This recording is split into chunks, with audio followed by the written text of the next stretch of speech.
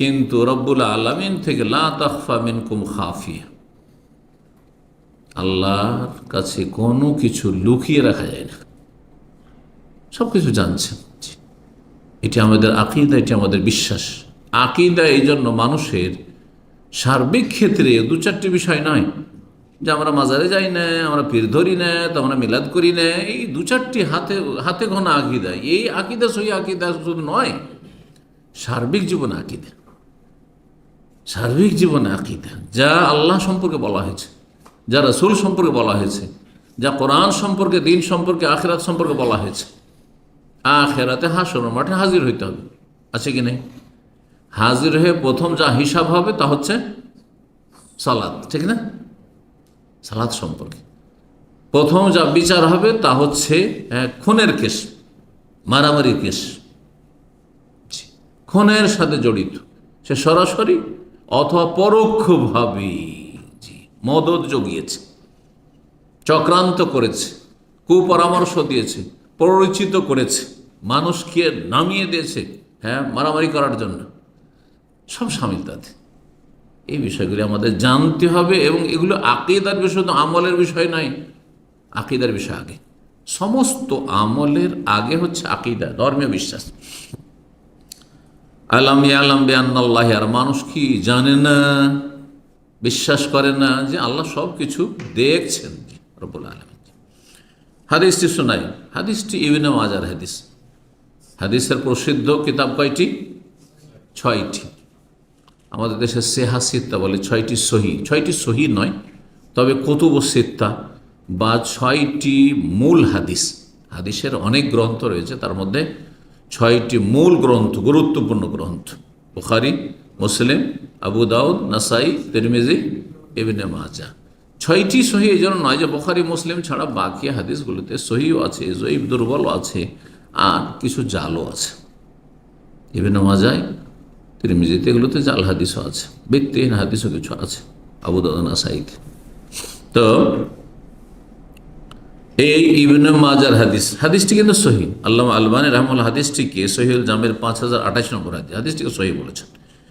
সওবান রাদিয়াল্লাহু তাআলা আনহু, রাসূলুল্লাহ সাল্লাল্লাহু আলাইহি ওয়াসাল্লাম সাহাবী, তিনি বর্ণনা করছেন যে নবী সাল্লাল্লাহু আলাইহি ওয়াসাল্লাম বললেন, লা আ'লামান্না আকওয়ামান মিন উম্মতি, আমার উম্মতের কিছু সম্প্রদায়কে, কিছু জাতিকে, কিছু মানুষকে আমি জানি তাদেরকে।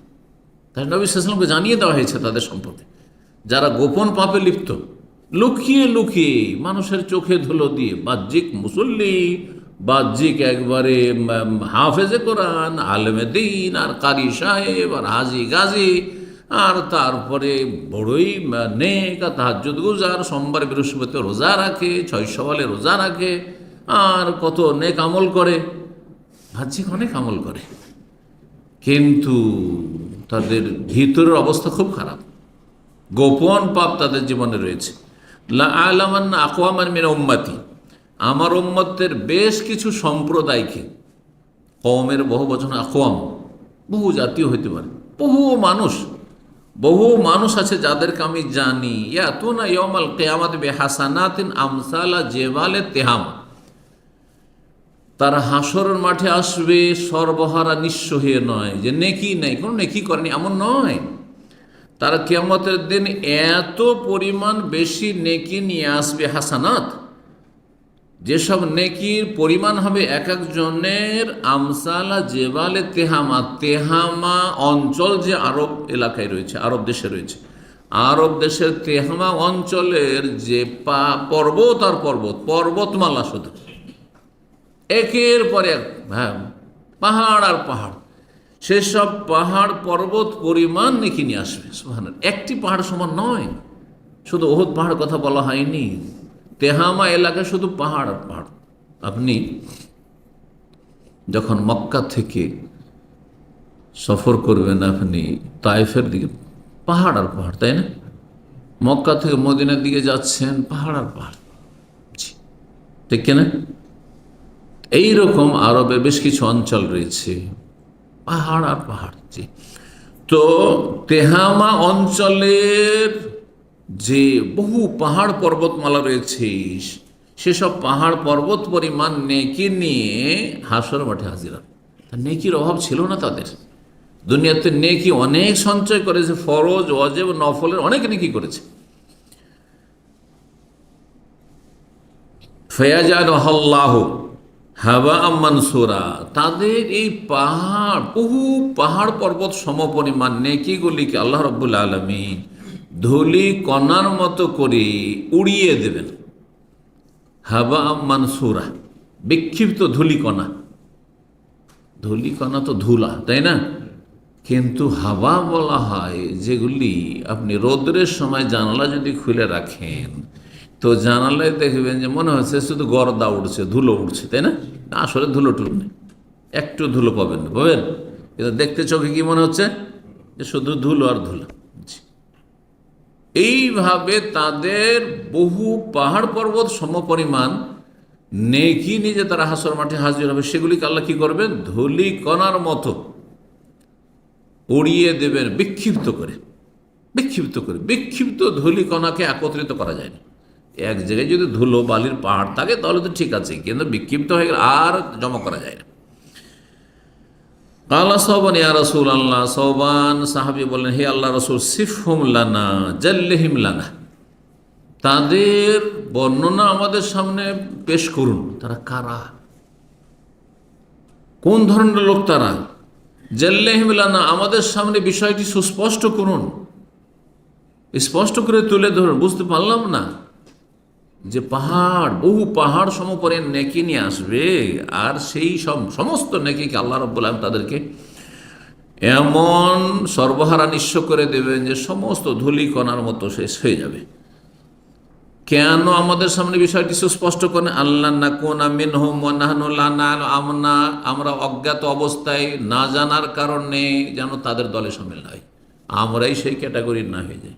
যে নেকি তো অনেক করেছি, জিহাদ করলাম, ফরজ ওয়াজিব করলাম, কত হিজরত করলাম, কোরবানি করলাম, সব কিছুই করলাম ইসলামের জন্য, আর তারপর আমাদের নেকিগুলি সব শেষ হয়ে গেল, এমনটা না। তাআলা তখন রাসূল বলেন, আমা ইন্নাহুম ইখওয়ানুকুম ওয়া মিন জিলদাতিকুম, দেখো ওরা কোনো অমুসলিম না, ওরা হিন্দু খ্রিস্টান না, কাফের না। কাফের তো জন্মসূত্রের কাফের। ফালা নুকিমু লাহু ইয়াওমাল কিয়ামাতি ওয়াজনা, কাফেরদের জন্য আল্লাহ বিনা হিসাবে জাহান্নাম রেখেছেন, কোনো হিসাবেরই প্রয়োজন নেই। কিসের হিসাব? নাকি থাকবে তাহলে না হিসাব, কোনো হিসাব নেই তাদের। জি। আর সবচেয়ে ভালো শ্রেণী তার বিপরীত, যারা বিনা হিসাবে জান্নাত, বিনা হিসাবে, কোনো হিসাবই না, যাও জান্নাত যাও। সুবহানাল্লাহ, ভাগ্যবান তারা, আম্বিয়া, সিদ্দিকিন, শুহাদা। জি,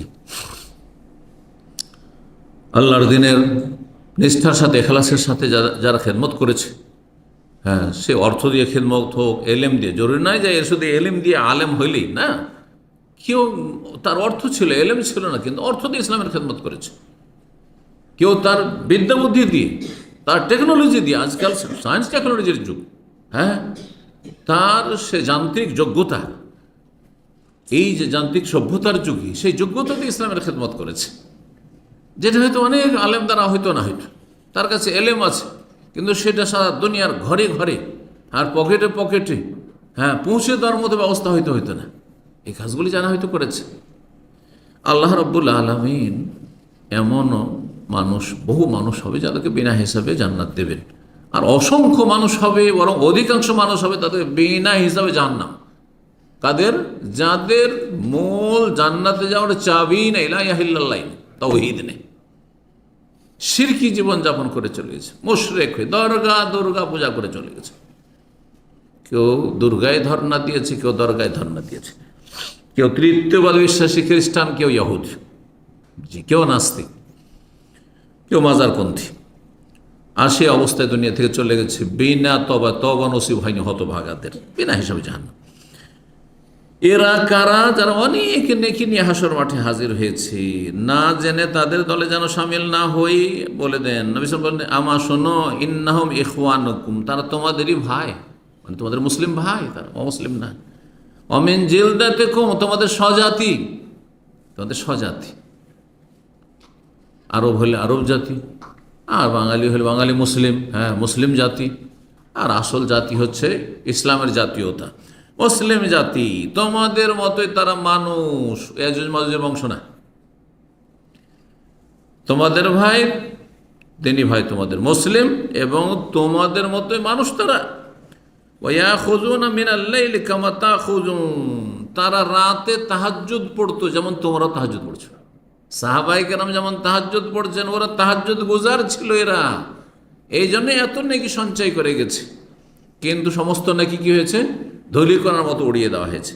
ওয়ালাকিন্নাহুম আকওয়ামুন, তাহলে তারা এমন, কিন্তু তারা এমন হতভাগা জাতি যে ইযা খালাউ বিমাহারিমিল্লাহ ইনতাহাকুহা, যখন তারা আল্লাহর হারাম বিষয়গুলির ক্ষেত্রে নির্জনতায় যেত, একাকী হইতো, গোপনে সুযোগ পেত যে এই হারাম কাজটি এখন করলে কেউ টের পাবে না, আমার মা জানতে পারবে না, আমার বাবা জানতে পারবে না, আমার ছেলেমেয়েরা বাড়িতে আছে তারাও জানতে পারবেন না, আমার স্ত্রী জানতে পারবে না, আমার স্বামী জানতে পারবে না, আমার কফিল জানতে পারবে না, আমার সরকার জানতে পারবে না, আমার গোয়েন্দা বিভাগ জানতে পারবে না, কেউ জানতে পারবে না। সুবহানা, ইজা খালাও, খালাও খালি থেকে, খালি মানে কি? শূন্য হয়ে যাও, তাই না? খালি শব্দটি কিন্তু আমরা বাংলা ব্যবহার করছি, তাই না? আমি খালি আছি, হ্যাঁ শূন্য। যখন নির্জনে খালি জায়গায় যেত, খালি জায়গায় বলি না আমরা খালি জায়গায়, জি, যখন নির্জনতায় যেত, খালাও, আর সেখানে হারাম কথা কাজের সুযোগ পেত, হারাম কথা কাজের সুযোগ পেয়ে গেল, যে কোনো হারাম হোক না কেন, সে কাগজপত্রের জালিয়াতি করে হোক, আর জেনা ব্যভিচার হোক, আর সমকামিতাই হোক, আর পর্নোগ্রাফি ব্লু ফিল্ম হোক, যেমন আজকাল ব্লু ফিল্ম রোগ, নোংরা ছবি দেখা রোগ, অথবা বেগানা নারীর সাথে বেগানা পুরুষের আপনার প্রেম আলাপ হোক, পরকীয়া প্রেম হোক, জি, নারীর আসক্তি, পুরুষের আসক্তি, বেগানা পুরুষের আসক্তি, নারী পুরুষের, এসবগুলি নির্জনে হয় না? সবার সামনে হবে? সবার সামনে তো বোরকা পরে আছে হয়তো, সবার সামনে বোরকা না বললে বলছে বোরকা না পড়লে কি হবে, আমার পর্দা এখানে আছে, বেদিন কিছু মহিলা আছে এইখানে পর্দা আছে, ওর দাবিতে কম না, বুঝতে পারছেন না? দাবিতে কম না।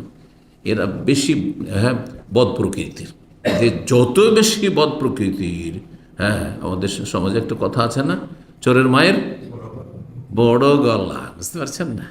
নাস্তিক, বেদিন, ইসলামের দুশ্মনরা বেশি দাবি করে ওরা ভালো মানুষ, দাঁড়িয়ে থাকলে কি হবে, ওই দাঁড়িতে ঝামেলা আছে, আর ও দাঁড়িয়ে নেই, ও খুব ভালো মানুষ আছে। এক শ্রেণীর মানুষ এরকম মনে করে, আমি নামাজ না পড়লে কি হবে, আমার এখানে ইমান, আমার ইমান পাক্কা আছে। আরে তোমার ইমান পাক্কা তাহলে তুমি বেনামাজি হইতেই না, কারণ বেনামাজির জন্য আল্লাহ জান্নাত তৈরি করেন, নামাজের জন্য জান্নাত তৈরি করেছে। তারপর নামাজিও যদি অন্য অন্য পাপ থাকে, নির্জনতা পাপ থাকে, তো জান্নাতে যাবে, তার পাহাড় সমান নাকি সব শেষ, ধূলিকণার মতো নিঃশেষ করে দেওয়া হবে। এজা খালাও বেহাম মেহারিমাল্লাহ, হাদিসের অংশটিকে শোনে, এজা খালাও, যখন তারা একাকী হইত, গোপনে কোনো জায়গায় সুযোগ পেত, বে মাহারিমিল্লাহ, কোনো হারাম কাজ করার, যে কোনো হারাম কাজ করার, চুরি করার সুযোগ কেউ নাই, এখন টান দেয় নিয়ে যা। এজা খালাও বে মাহারিমিল্লাহ, ফেসবুক নিয়ে রাতের অন্ধকারে বিছানায় একাই, আর কেউ নেই রুমে, সোশ্যাল মিডিয়ায় গোনার গোনা, গোনার গোনা, ভালো দেখতে ভালো কম, আর গুনহার আসক্তি, জি, ছবির আসক্তি, জি, ছবির প্রেম, ছবির আসক্তি, ইস্কুসওয়ার, এটি আর একটি বড় ফেতনা কিন্তু, জি। এই যে পর্নোগ্রাফির যারা আসক্ত, তাদের যদি স্ত্রী বিয়েও দিয়ে দেন তবু তার মাঝেও দেখব এমন নেশা, মদের মতো নেশা, হিরোইন গাঁজার মতো নেশা। ইযা খালাউ বিমাহারিমাল্লাহ, আল্লাহর হারাম জিনিস নিয়ে যখন নির্জনে যাওয়ার সুযোগ পেত, কোনো জায়গায় একাকী হইতো, ইনতাহাকুহা, তখন সেখানে সীমা লঙ্ঘন করতো, পাপে লিপ্ত হয়ে যেত, তখন গোনায় লিপ্ত হয়ে যেত। চুরি করার সুযোগ পেলে চুরি করে নিল, আর যদি সেখানে বেমানি করার সুযোগ বেমানি করিল, টাকা পয়সা নিয়ে উদাও, এখন তা আর ধরতে পারবে না, আমি তো দেশের বাইরে এখন আউট হয়ে গেছি, আমাকে আর ধরার ক্ষমতা নেই, আমি টেলিফোন চেঞ্জ করে দিয়েছি, ইত্যাদি ইত্যাদি, যে কোনোভাবে হোক না কেন, যখন সুযোগ পেল তখন পাপে লিপ্ত হয়ে গেল। এই গোপন পাপের ভয়াবহ পরিণাম, গোপন পাপের ভয়াবহ পরিণাম বলছিলাম, গোপন পাপের একটি হচ্ছে জেনা ব্যভিচার, আর জেনা ব্যভিচারের প্রথম ধাপ হচ্ছে পরকীয়া প্রেম। পরকীয়া প্রেম, জি। যখন মহিলা সুযোগ পায়, আমার স্বামী বাড়িতে নেই, আমার শ্বশুর শাশুড়ি দূরে আছে, আমার বাবা মা দূরে আছে, অত বড় জানতে পারে না, আমি তো এখন রুমে, চলছে। এদিকে প্রবাসী, এখানে আমার স্ত্রীও নেই, বাপ মাও না, কেউ আমাকে চেনেও না, সুতরাং চলছে, পাপ চলছে। পাপই পাপের জায়গায় খুঁজে নিচ্ছে। বাহ্যিক সে মুসলিম এবং বেশ কিছু ভালো কাজও করেছে, রমজানে অনেক নেকি করেছে, কিন্তু এইসব নেকি কি কাজে আসবে যদি গোপন পাপ জীবনে থাকে? যেন গোপন পাপ থেকে মুক্ত হইতে হবে।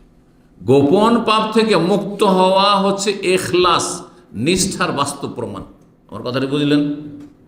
আমি মানুষের সামনে যেমন ভালো, তার চেয়ে ভালো আমি নির্জনে হওয়ার চেষ্টা করি, এটা আপনার ইখলাসের প্রমাণ বহন করে যে সত্যি আপনি আল্লাহর ইবাদতবন্দি করছেন। কারণ আপনি জানছেন যে আমি মানুষের সামনে তো আংশিক মানুষকে খুশি করা উদ্দেশ্য, যাতে মানুষের আমাকে ভালো মানুষ মনে করে, তাই না? কিন্তু যখন একা থাকছি, তখন আল্লাহ ছাড়া তো ওখানে কেউ খারাপ মন্তব্য করবে যে লোকটি খারাপ, এটা তো কোনো উপায় নেই। সেই সময় আপনি পাপ থেকে অনেক দূরে থাকছেন। আপনি, এটা আপনার আন্তরিকতা, আপনার ইখলাস, নিষ্ঠা, আপনার খুলুসিয়াত, আপনার লিল্লাহিয়াত, আপনি যে আল্লাহ আল্লাহ মানুষ, আপনি যে আল্লাহ ভীরু মানুষ, এর প্রমাণ দলিল বহন করে যে আল্লাহ, আমি তো ইচ্ছা করলে সব কিছুই করতে পারতাম, একমাত্র তোমার ভয় করিনি। যেমন ইউসুফ আলাইহিসসালাম, আমি ইউসুফ আলাইহিসসালামের সুন্নত আদর্শের অনুসারী ছিল। আম্বিয়া রসুলগণের অনুসরণ আল্লাহ করতে বলেছেন। উলাইকাল্লাযীনা হাদাল্লাহ, সূরা আনামের একটি জায়গায় 18টি নবীর কথা আল্লাহ বর্ণনা করেছেন। আর তারপরে বলছেন এদেরকে আল্লাহ স্পেশাল হেদায়েত করেছেন, হেদায়েতের সার্টিফিকেট।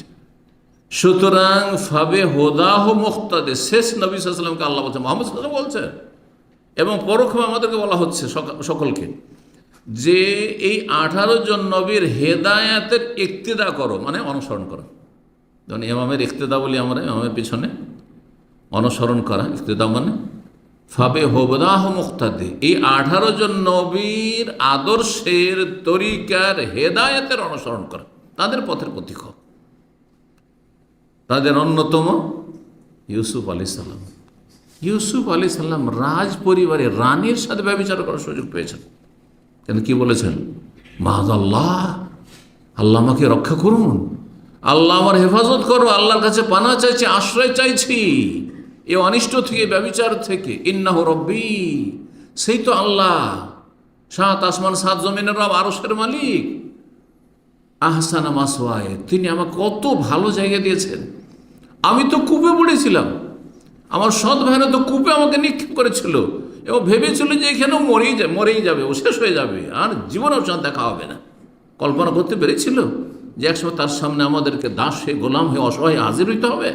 সুবহানাল্লাহ, আল্লাহ ওইখান থেকে উঠিয়ে নিয়ে এসে কত জায়গায় ঘুরে ফিরে আসে, রাজার বাড়িতে আল্লাহ পৌঁছে দিয়েছেন। বিক্রিও হইলেন অল্প পয়সাতে, গোলাম হয়ে বিক্রি, গোলামের জীবনও কাটলো, আর তারপর আল্লাহ রাজ প্যালেসে পৌঁছে দিয়েছেন। আর সে আল্লাহকে আমি ভুলে যাব?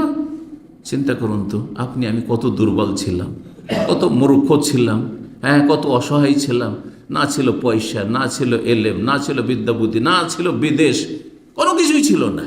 আল্লাহ কত দূর নিয়ে এসেছেন চিন্তা করেন। তারপরেও যদি পাপ করেন, তো আপনার ইউসুফ আলাইহিস সালামের কথাগুলি স্মরণে আসে না যে আল্লাহ কোথায় ছিলাম? পল্লী গ্রামে কোথায় চাষির বাচ্চা ছিলাম, হ্যাঁ, গরিবের ছেলে ছিলাম, পথের ভিখারি ছিলাম, ফকির ছিলাম। সেখান থেকে আল্লাহ তুমি আহসানা মাসওয়ায়ে, ভালো জায়গায় উঠিয়ে নিয়ে এসছো আল্লাহ রাব্বুল আলামিন। আল্লাহ তোমার শুকরিয়া আদায় করছে, আমি গোপনে গুনাহ করবো না। আরো বললেন রব্বিস সিজনু আহাব্বু ইলাইয়া মিম্মা ইয়াদুনানি ইলাইহি, আল্লাহ যদি জেলেও যেতে হয় জানো, আমাকে ধমক দেওয়া হচ্ছে, তুমি যদি আমার মনের আশা পূরণ না করো, তোমাকে জেলে পাঠাবো। আল্লাহ, আমি জেলকে বেশি ভালোবাসি এই জেনার চাইতে। সুবহানাল্লাহ, আহাব্বু ইলাইয়া, জেল আমার কাছে বেশি প্রিয়, মিম্মা ইয়াদউনানি ইলাইহি, যেই দিকে আমাকে কি করছে? প্রলোভন দিচ্ছে, প্ররোচিত করছে ব্যভিচার করার জন্য, কুকাজের জন্য, তার চাইতে অনেক বেশি শ্রেয় আমার কাছে। 1-2 সপ্তাহ, 1-2 মাস নয়, কতদিন জেলে থাকলেন? হ্যাঁ, ফালাবিসা ফিস সিজনি বিদআ সিনিন, কয়েক বছর, 7 বছর। সুবহানাল্লাহ, তারপর নির্দোষী না হওয়া পড়তো, আমি নির্দোষী খালাস, আমি আসলাম কেন জেলে, যতক্ষণ ফয়সালা না হবে ততক্ষণ আমি যাব না। জি, আল্লাহু আকবার। আল্লাহ রাব্বুল আলামিন যেন প্রিয় রাসূল সাল্লাল্লাহু আলাইহি সাল্লামের অনুসরণে তৌফিক দান করেন, আম্বিয়া রাসূলগণ অনুসরণে তৌফিক দান করেন, সাহাবায়ে কেরাম, সিদ্দিকিন, শুহাদা, ভালো মানুষ, উলামা যারা কোরআন সুন্নাহর আলেম, তাদের অনুসরণে তৌফিক দান করেন। ভালো কাজে আল্লাহ সার্বিক সহযোগিতার এবং সার্বিক ক্ষেত্রে থাকার ভালো মানুষদের সাথে তৌফিক দান করেন, গুনাহ থেকে আল্লাহ বাঁচিয়ে রাখেন। এই জিনা ব্যভিচার সম্পর্কে একটি হাদিস সহিহ মুসলিমে রয়েছে 4802 নম্বর। এই হাদিসটা শুনিয়ে আলোচনা শেষ করি। আবু হুরায়রা রাদিয়াল্লাহু তাআলা আনহু বলছেন, আলা কুল্লি নাফসিন মিন বানি আদম কুতিবা হাযযুহু মিনাজ জিনা, প্রত্যেক আদম সন্তানের ভাগে কিছু না কিছু জেনার অংশ লেখা হয়েছে, ব্যভিচার অংশ লেখা হয়েছে। বড় জেনাই হোক অথবা বড় জেনার ভূমিকা প্রাথমিক স্তরগুলি ছোট জেনা হোক, হ্যাঁ, কিন্তু জেনা অঙ্গ প্রত্যঙ্গের জেনা, হ্যাঁ, আর সবচেয়ে বড় জেনা হচ্ছে লজ্জাস্থানের জেনা, ব্যভিচার। আদম সন্তানের প্রত্যেকের ভাগে কি লেখা হয়েছে? জেনা ব্যভিচার একটা অংশ লেখা হয়, হাযযুহু মানে তার অংশ লেখা হয়েছে। আদরাকা যালিকা লা মুহাল্লা, যা তার তকদিরে লেখা আছে তা হবে। তার মানে এই না সে বাধ্য না। বাধ্য কি? একটা মেয়ে খোলামেলা যাচ্ছে রাস্তা, আপনি দেখতে বাধ্য? আমি না স্বাধীন হয়ে দেখছেন? স্বাধীন হয়ে দেখছেন, তাহলে বোঝা গেল তকদির মানে আমাদেরকে বাধ্য করা হয়নি। আল্লাহ আলিম খাবির, সব জানছেন যে আপনার আমার প্রকৃতি স্বভাবটা কেমন হবে, আমল কেমন হবে, আচার আচরণ কেমন হবে, সেই আল্লাহ সব কিছু জানেন, অতীত বর্তমান ভবিষ্যৎ তিনি তকদির লিখেছেন। ফাল আইনও, চোখের জেনা রয়েছে, অনেকে চোখের জেনায় লিপ্ত। জেনা হান্নাজর, চোখের জেনা হচ্ছে দৃষ্টি নিক্ষেপ করা, বেগানা মহিলাদের তাকান, হ্যাঁ। ওয়াল আজানো, কানের জেনা, জেনা হাল ইস্তেমাও, শোনা, কেউ অশ্লীল গান শুনছে, হ্যাঁ, প্রেমের গান শুনছে, অথবা কোনো বেগানা মহিলার সাথে কথা বলছে আর মিষ্টি মিষ্টি সুরে কথা বলছে, আমোদ ফুর্তি করছে, তার সাথে শুনছে, কানের জেনা। কথা বলছে জবানের জেনা, যেহেতু কথা বলছে বেগানা মহিলার সাথে আর ওর কথাগুলি শুনছে, কানের জেনা হচ্ছে। কোনোদিন চিন্তা করেছেন যে একটা বেগানা মহিলার সাথে অতিরিক্ত যখন কথা বলছেন, আপনি আমোদ ফুর্তির প্রেমের গল্প, তখন আপনার জবানও জেনা করছে আর আপনার কি কানও জেনা করছে, আর কিছু করে না, তার আগে কলব জেনা করছে, কারণ মনটা ওইদিকে ঝুঁকছে, সেই জন্য আপনি টাইম দিচ্ছেন, হ্যাঁ, সেই জন্য আপনি লম্বা কথা চলছে তার সাথে, হ্যাঁ। একজন পুরুষ লোক হলে, একজন বুড়ো মানুষ হলে, একজন গরিব হলে তো কথা বলতেন ওর সাথে, কথা বলে তাড়াতাড়ি কেটে যাওয়ার চেষ্টা করতেন। কি ব্যাপার, এত লম্বা কথা কেন? জি, তাহলে কলবের যেন আগে যখন একটা বেগানা মহিলার সাথে বা বেগানা পুরুষের সাথে, একজন বেগানা মহিলা, হ্যাঁ, প্রবাসীর স্ত্রী বেগানা পুরুষের সাথে কথা বলছে, তার অন্তর জেনা করছে, জবান জেনা করছে যখন কথা বলছে, আর কানও জেনা করছে। সুবহানাল্লাহ, চিন্তা করছেন। আর যদি দেখে ওর দিকে, ওর ছবির দিকে, তো চোখও জেনা করছে। একসাথে কতগুলি জেনা হচ্ছে, চিন্তা করতে হলে। ওয়ালিয়াদু, আর হাতের জেনা, জেনাহাল বাদশ, হাতের জেনা হচ্ছে ধারণ করা। কেউ বেগানা মহিলার গায়ে হাত দিল, বেগানা পুরুষের গায়ে হাত দিল, হ্যাঁ, তার দিকে হাত বাড়াইলো, মিথ্যাদি স্পর্শ করলো। ওর রিজলো, পায়েরও জেনা রয়েছে, জেনাহাল মাসিও, হেঁটে যাওয়া কোনো জায়গায় মিট করার জন্য, অ্যাপয়েন্টমেন্ট, অমুক জায়গায়, অমুক ফিল্ডে আসে, অমুক পার্কে আসে, ওখানে দেখা হবে, হ্যাঁ, অমুক বাজারে ওখানে নাম, অমুক টাউনের নাম, ওখানে দেখা হবে। আউযুবিল্লাহ। লিসানো, জবানের জেনা, জেনাহুল কালামু, জবানের জেনা হচ্ছে কথা বলা, কথোপকথন বেগানা পুরুষ মহিলার। ওয়াল কালবু, আর অন্তরের জেনা, ইয়াহুই বা ইয়াহুয়া ওয়া ইয়াতামান্না, অন্তর ঝুঁকে, একটা পুরুষের মহিলার দিকে অন্তর ঝুঁকে, বেগানা মহিলার দিকে একটা মহিলার পুরুষের দিকে যাকে সে, হ্যাঁ, লাইক করে, পছন্দ করে, দেখতে ভালো লাগে, তার কথা শুনতে ভালো লাগে, হ্যাঁ, তার সাথে মিলিত হইতে ভালো লাগে, তার দিকে মনটা ঝুঁকে, সেদিকে, হ্যাঁ, কি করে, তার আকাঙ্ক্ষাও করে যে তার সাথে আমার একটা কি হোক, হ্যাঁ, প্রেমের সম্পর্ক হোক।